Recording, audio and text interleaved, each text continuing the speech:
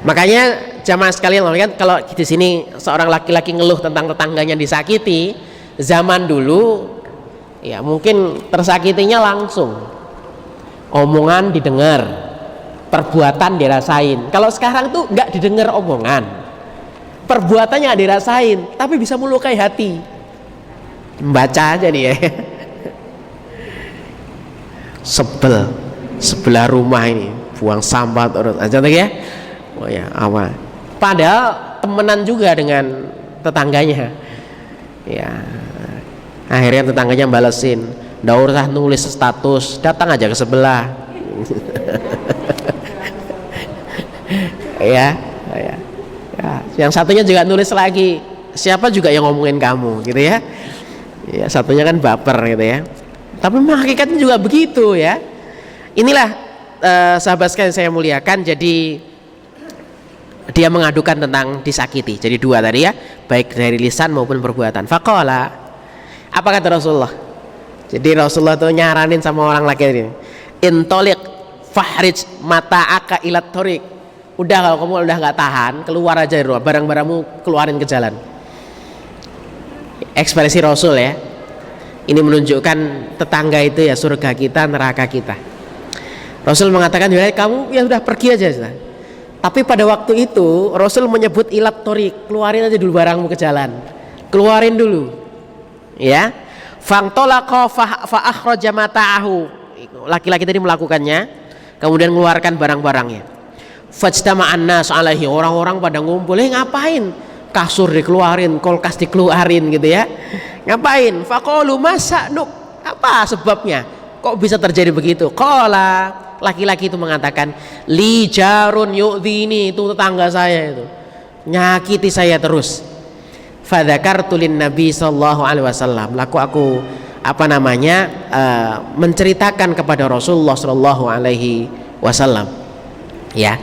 Faqala, kemudian Rasul mengatakan sama aku, jadi aku cerita tentang tetangga saya. Rasul nasihatin begitu, keluar saja kamu, barang-barangmu keluarin ke jalan. Ya saya lakukanlah. Faja'alu yaqulun, akhirnya mereka orang-orang yang tadi nonton kan lihat nih, ini kenapa kok saudara saya ngeluarin barang-barang dari rumah. Orang-orang yang nonton tuh muncul empati, simpati. Ya Allah, sakno ya, kasihan ya. Apa yang terjadi? Allahumma al'anhu, ya Allah laknat tetangga yang suka nyakitin itu. Tangga yang suka nyakitin tadi itu tolong laknat ya Allah. Yang doain gak satu orang.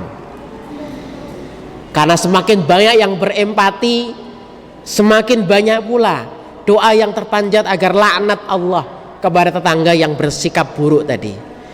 Allahumma ahzihi, Allahumma ahzihi, ya Allah hinalah dia. Doanya jelek ini ya. Fabalaghahu, rupanya hal itu sampai kepada tetangganya.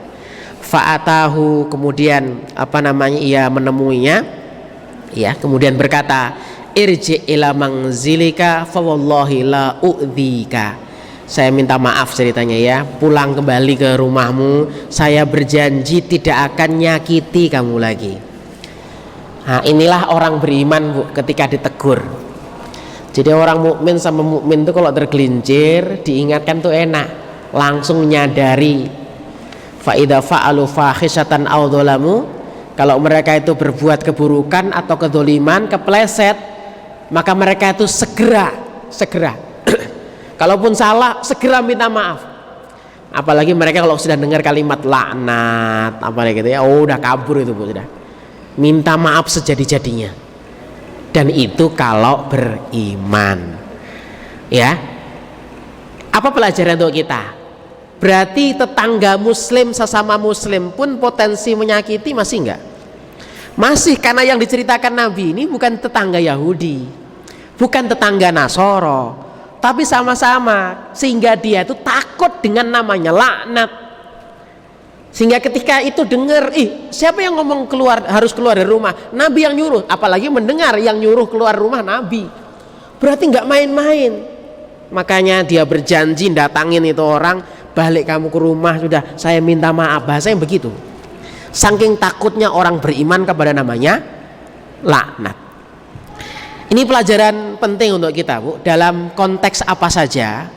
Kalau bertemu dengan kalimat-kalimat ancaman yang datangnya dari Allah dan Rasulnya itu jangan main-main, ya.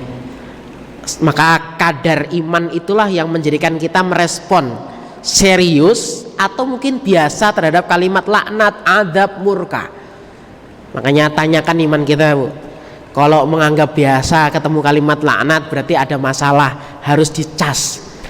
Karena orang beriman itu menganggap dosa itu seperti dia duduk di bawah gunung yang besar, takut gunung itu nanti jatuh ke menimpanya. Beda sama orang kafir yang nggak ada iman. Kalau menganggap dosa itu seperti lalat yang hinggap di hidung. Begitu kata Rasulullah SAW.